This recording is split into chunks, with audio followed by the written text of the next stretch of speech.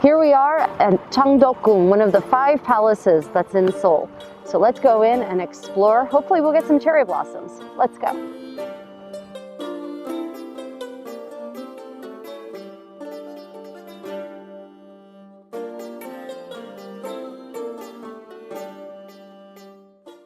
This is the inside of the main gate in Changdeokgung, and aside from being a delightfully visually interesting structure, it served an actual practical function up until relatively recently, up until basically, I think, the Korean War.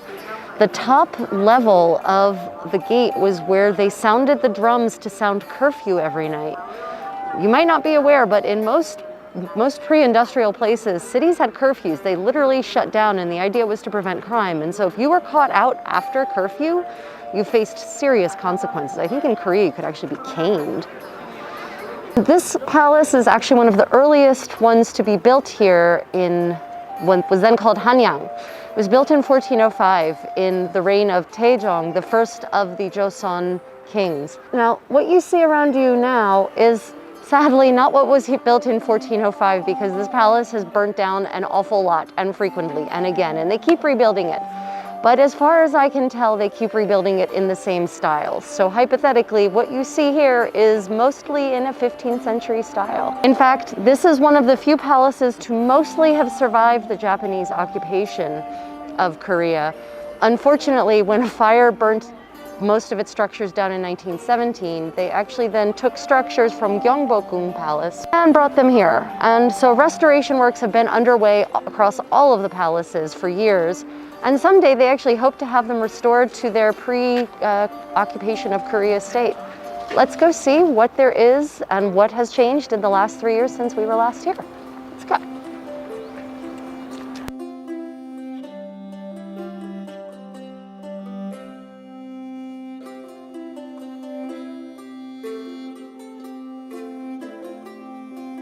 As you start visiting more and more palaces in Korea, if you have that privilege as I do, you're going to notice these trenches, these moats, and they are not cosmetic, they're not ornamental. They're actually part of the palace's water defenses.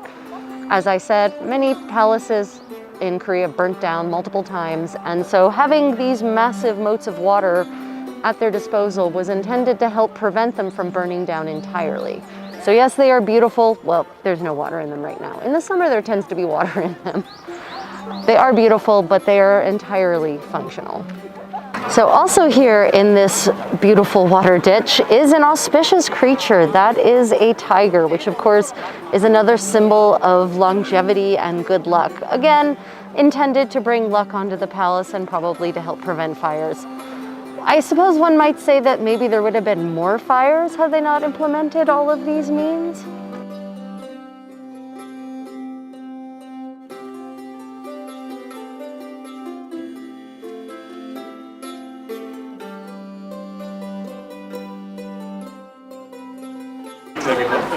Here we are at the main throne room of Changdeokgung, and you can tell it's quite an impressive structure with its multi-stories. Interestingly, you might notice that on the edge of the roof, you can see all those little figures that are worked into the gables there. There's actually no solid written evidence as to the nature of those figures, but there's a couple of theories. The most current theory is apparently that they are the figures from the famous tale, The Journey to the West, about the Monkey King and Piggy and all that. And apparently, the more auspicious, the more prominent and important a building, the more of those figures the gables will feature. Another theory is that they're there to bring good luck and to ward away evil spirits and prevent the buildings from burning down. Unfortunately, that doesn't seem to have worked very well. Another feature here is this approach. You'll notice there's this raised road sort of connecting the gate to the throne hall. The central portion, you will be shocked to learn, is for the king and the king alone. The side roads, the side lanes were intended for his officials. Of course, Korean society, or Joseon society, was extremely hierarchical, thank you, Neo-Confucianism. And you can also see that in the way the courtyard is laid out. So over here on our right is where, during ceremonies and official gatherings, the officials would array themselves by rank And that's what each of those little plaques, those stone plaques are. They tell which rank goes where. And then on the left were military officers. And again, you can tell they were aligned neatly by rank. So everything very orderly in the Neo-Confucian world of Joseon. So let's go take a look at the inside of the throne hall. Here is the interior of the great throne hall of Changdeokgung. Now, it's very decorative, but as always, decorative and ornamental does not mean empty of meaning. And indeed, the screen behind the throne, that is the symbol of the king, and it's composed of multiple symbols in and of itself. You have the sun and the moon, which represent the yin and the yang, and the king and the queen. You have the 5 sacred mountains of Joseon, one of which is apparently in North Korea, sadly. And that screen would be placed behind the king wherever he was, apparently. This hall also features some Western elements, which are unique because none of the other throne halls have this. And you can see the yellow silk curtains and the massive, massive chandeliers with their matching silk drapery around the bulbs. So again, this space was used up until the 1920s as such. And with this random sea of humanity swarming about, perhaps you can get an idea as to what the king would have seen when he looked out on a courtyard full of people arrayed in their courtly finery, by rank, in a perfectly orderly and Neo-Confucian fashion. Okay, onward to the next. This fantastically blue roof, we're showing you this for a particular reason, and it's because it's the only blue tiled roof in Korea. And there's a reason for that. Those tiles were imported in the 17th century from Arabia. The distance between Joseon and Arabia back then was immense, and of course the cost of having such tiles was equally immense. Therefore, having a building tiled in it sort of was a statement of conspicuous consumption by the king. That is in fact the cabinet building. That is where the king met with his officers and his advisors in private to discuss matters. So it's a smaller space than the throne room, more intimate, more suited to having discussions. Let's go check that out next.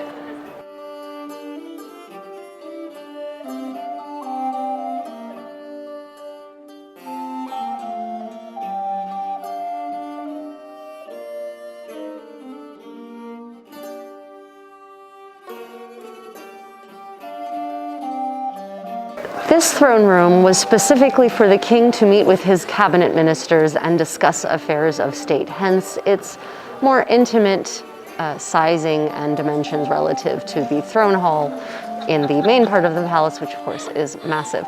You can also tell that this was used very late in the Joseon dynasty because there are, again, electrified light fixtures all around the room. Behind me is part of the palace that was in use up until the 1920s, and you can tell that because there is a porte cochere that has been installed. And a porte cochere was originally for coaches, but this one was designed specifically for the king's vehicle, his own car. You can see those cars actually in the Palace Museum over in Chengdukung. But this palace, this part of the palace, was updated, electrified. It has Western appointments on the inside. So let's go take a look. All this beauty may actually obscure a haunted history. In the 1880s, the Queen's physician wrote that the gateways fashioned in various charming designs to form frames, as it were, for the beautiful vistas beyond, are choked with a wild growth of vines and weeds. Fancy has not to look far or listen long to read in all this deserted and neglected beauty the story of that one night of blood and horror, and to hear in every chilled whisper of shuddering foliage the word haunted. Well, on that particularly cheery note, let's go take a look at this potentially haunted interior space. Here is the inside of the more modern part of the palace. You can clearly see the Western furniture, the Western style electrified lighting. You know, it's an interesting combination of East meets West because the ceiling very clearly traditional palace painting style. But then you have the very Western, well, yes, west from here, I suppose, Persian style rug, wall-to-wall carpeting, and European style velvet covered seats, a roll top desk. Even though we're standing here in Changdeokgung, this part of the palace was actually originally erected over in Gyeongbokgung, but this part burned down in 1917. So they actually deconstructed parts of the buildings in Gyeongbokgung, brought them over here, and then resurrected them here. So this part here was apparently the king's reception hall, sort of where he worked. And then the part behind us that we're about to go see was apparently the queen's quarters and also where the king slept. So let's go check that out. All of these little connecting corridors, apparently most of the buildings used to be connected this way. They're not quite sure how many were, because the records have apparently not been well preserved, but the buildings that have survived indicate this sort of interior corridor connection system.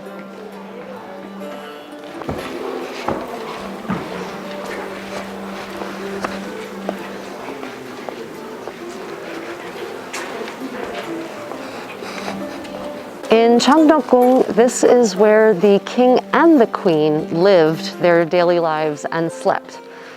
And you may notice that on the central structure here, there is no central ridge, unlike the ridge on the king's sort of work building that's in front of here.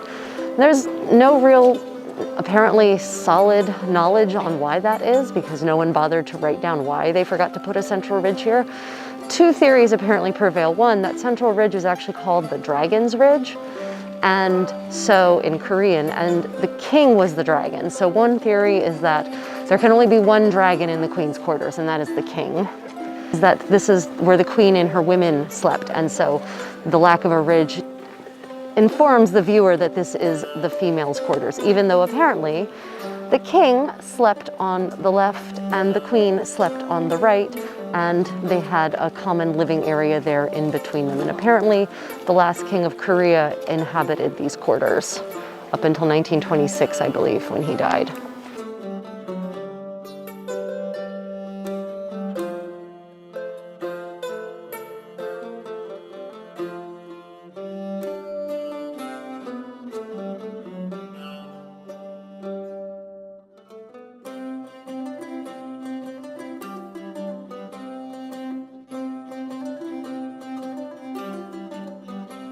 These gorgeous brass basins that are placed around this platform actually served a practical purpose. Apparently they were filled with water and they were intended to fight fires here that may break out in the queen's quarters. Unfortunately, you can imagine this is really not enough water to fight any fires. Unfortunately, also, the theory behind it was that just having these basins filled with water would scare away fire demons and thereby prevent fires from happening. But since this palace burned down a lot and frequently, I don't think it actually worked.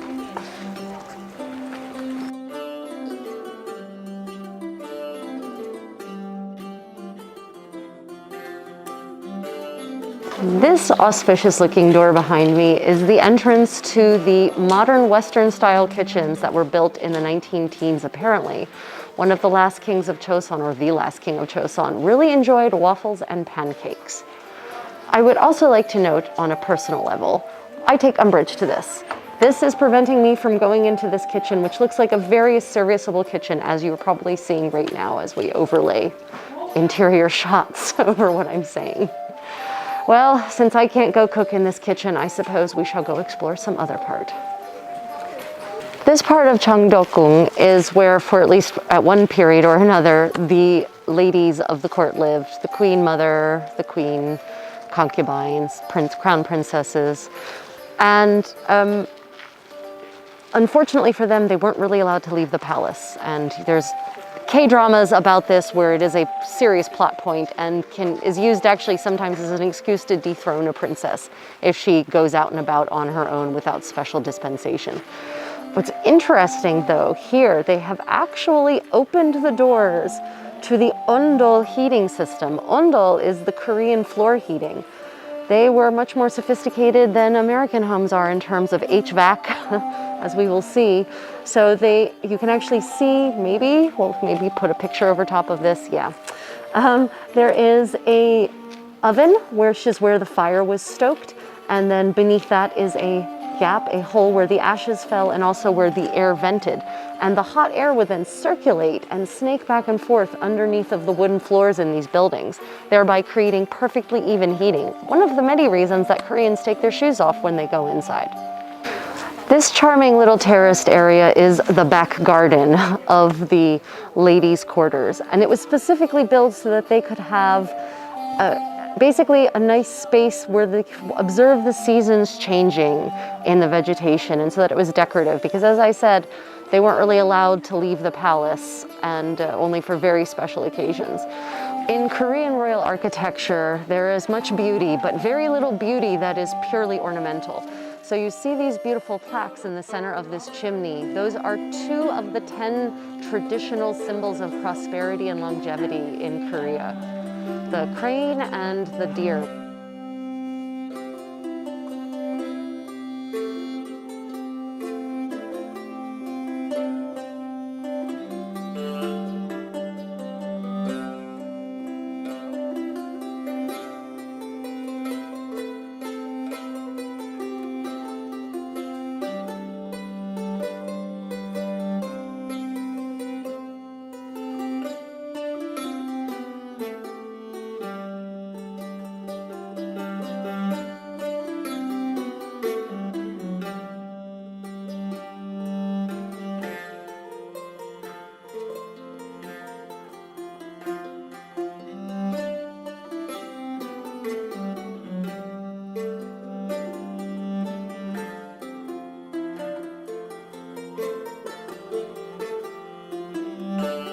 The chimneys you see in the back of the lodgings are the chimneys for the Ondol heating, and you can tell that one chimney could serve as the vent for multiple furnaces, and the number of furnaces can be easily assessed by the number of little black flue covers on the top of the chimney. So this one was at least 2, but there might be 2 on the other side. It's 4. There's 2 on the other side, so it's 4 total. So that means that 4 separate furnaces fed into this chimney to vent the smoke out from underneath of the houses. This auspicious-looking gate at the top of these scintillating stairs is actually an entrance to the secret garden, which is this massive patch of greenery basically behind the palaces, and it's the place to which the royal family would retreat when they wanted to escape the officials, escape their court life, escape their responsibilities, and just retreat to basically what felt like, a forest country home. And as you will notice, do not enter. Yet again, they are preventing the Contessa from enjoying a part of the palace she would very much like to see. Well, I suppose that means we must move onward. Dear viewers, one of my primary admonishments to you in our travels is to always remember to look up. And that is no exception here at Changdeokgung. If you look up, you can see there's this gorgeous gable with this beautiful inlay. And in the center of that inlay is a piece of wooden grating carved in a Chinese character that stands for the symbol for well-being. It is the pictogram for well-being. That, however, is not purely ornamental. As with many things that seem decorative, they are not. That is part of the ventilation system for these gorgeous wooden structures. So you have the ventilation up above in the roof area, the ceiling area, and then below at the floor level, you have more openings that are intended to create a circular airflow, thereby preserving the wood, preventing mold, maybe also even preventing it from becoming too dry, and also helping to climate control the interior of the building. So another innovative approach in Korean palace architecture. Let's go onward.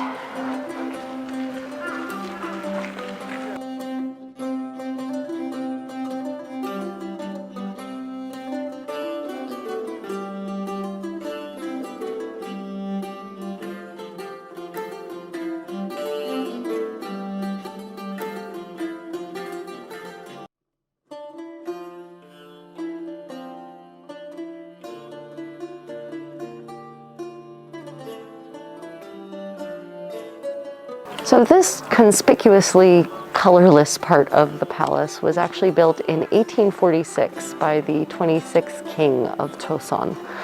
And it has very Chinese characteristics in its decor because he was apparently a fan of Qin culture. And so he had this place built and incorporated those elements into the structure.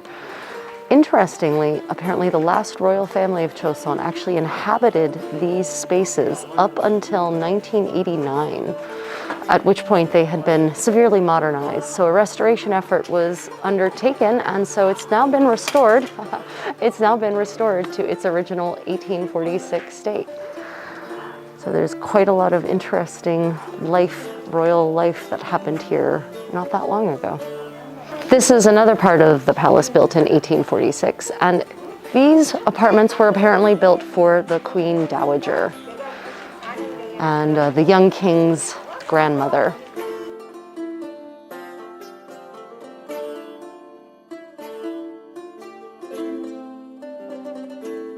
Yeah, one definitely gets the impression that the Queen Dowager was the more important figure in this court, considering that the last space we sat in, the much smaller one, was for the concubine. And this much grander space is the part that was built in 1846 for the young king himself. So we had king's quarters. Over there in between was his concubine, the Lady Kim, and on the other side was the Queen Dowager. So this lovely little complex, all built in 1846, and as I said, apparently was inhabited by the royal family until the late 80s, but has thankfully since been restored because I'm pretty confident it didn't look particularly lovely by the late 80s. As I mentioned, the 26th king apparently held a deep fascination for Chinese stylings, and you can see that in that charming little hobbit hole style door at the back of this room with its beautiful circular, elegant circular sweep and the gorgeous screenwork over top of the paper.